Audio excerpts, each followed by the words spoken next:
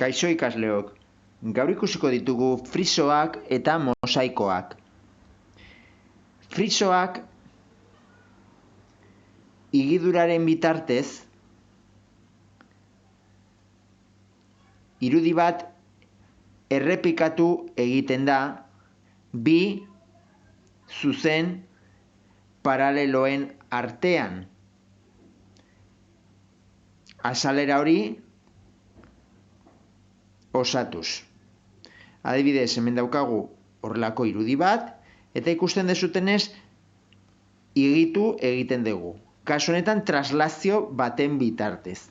Trasladatu egiten dugu irudia, eskuinerantz, errepikatuz, eta bi zuzen paralelo hauen artean, gainazal guztia estali egiten dugu. Bigarren kasuan gauza bera. Trasladatu egiten dugu irudi hau, eskuinerantz,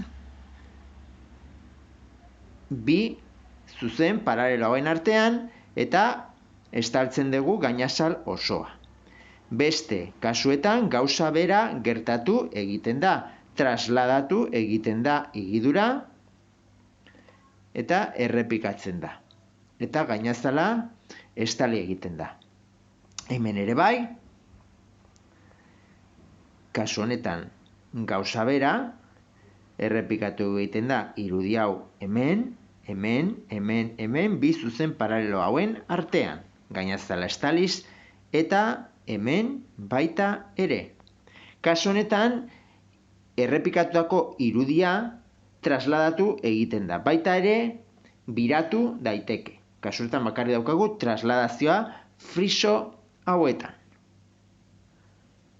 Eta bestalde izan ditzazkegu mosaikoak. Mosaikoak gainazal oso bat estali egiten da irudi bat errepikatuz higiduren bitartez, hau da, traslazioz edo biraketaz. Baina errepikatutako irudi hauek ezin dira bata bestearen gainean jarri, baizik eta bata bestearen ondoan gain jarri gabe eta gainazal osoa estaliz. Hemen ikusten duzue, irudi hau errepikatzen da hemen. Zertxobait biratuz aurreko irudia. Hemen berriro biratzen dugu eskerrerantz, hemen eskuinerantz berriro, hemen eskerrerantz, biratu egiten dugu irudi hori, eta gainazal osoa osatu egiten dugu. Hemen daukagu beste adibide bat, beste mosaiko bat. Hemen daukazute irudi hau, eta irudi hau daukazute adibidez hemen. Baina gero, errepikatu egiten da hemen, aurreko irudi hau pixka bat giratuz eskerrerantz. Bai? Hemen berriro eskuinerantz giratzen dugu, eskerrerantz, eskuinerantz, eta horrela irudia errepikatu egiten da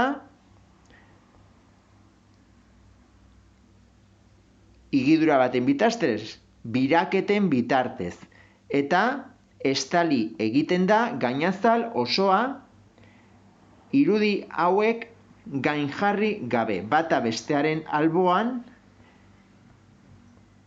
irudikatuz. Eta hemen izango genuke gauza bera. Beste mosaiko bat, hau da pieza edo irudia, adibidez daukagu hemen, eta alboan irudi berdina dago, aurrekoa pixka bat giratzen badugu eskuinerantz.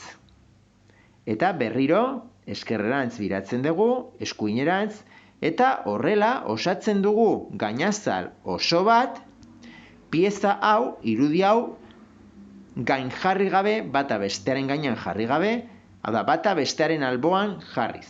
Gainazal osoa osatuz, eta horrela mosaiko bat izango genuke. Bale? Hau da frisoei eta mosaikoei buruz jakin behar dezutena.